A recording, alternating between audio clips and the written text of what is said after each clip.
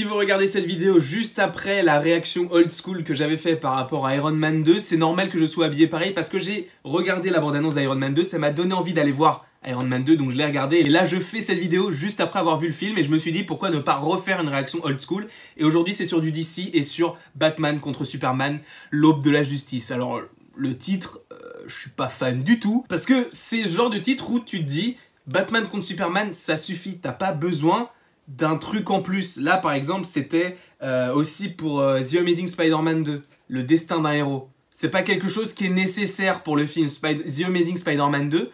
Point. Le destin d'un héros, c'est nul à chier, je suis désolé. Enfin, ça n'apporte rien au film. Parce que techniquement, ce genre de titre, tu peux l'appliquer à tous les films de super-héros gentils. Captain America, le destin d'un héros. Enfin, tu vois ce que je veux dire. Donc là, on est parti pour regarder la bande-annonce de Batman contre Superman, l'aube de la justice. Donc un film que j'ai extrêmement apprécié, contrairement à l'avis populaire et aux critiques qui sont sorties, que ce soit sur Rotten Tomatoes ou sur les différents journaux. De toute façon, les critiques de cinéma, moi, je m'en contrecarre.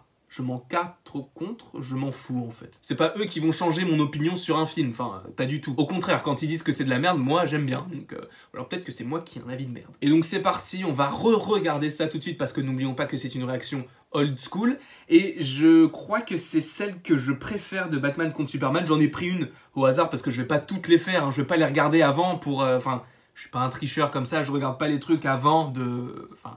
Comprenez. Il me semble que c'est celle que je préfère, mais on va voir ça en regardant donc cette bande-annonce. Ok. Déjà, tu sens que c'est très sombre.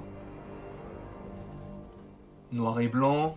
J'aime bien aussi quand les gens parlent, mais que c'est un écran noir, parce que ça apporte du suspense, un peu d'angoisse, anxiété, tout ça, et j'aime beaucoup en fait. Tu sais pas qui parle, tu sais pas le contexte en fait de tout ça.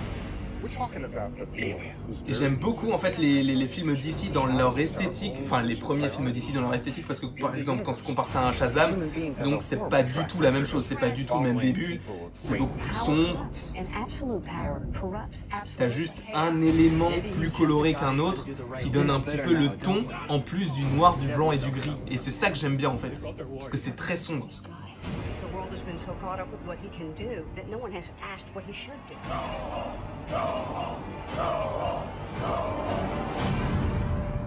That's how it starts.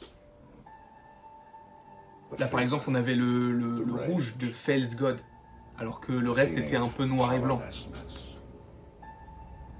Vraiment Ben Affleck, moi je suis pas fan, hein, même pas du tout hein, de lui en Batman. Hein.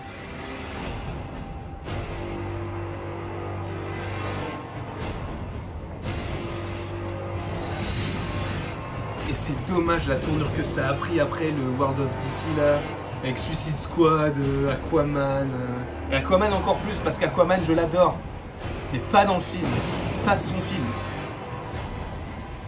Tell me, did you read? You will. Je m'en souviens.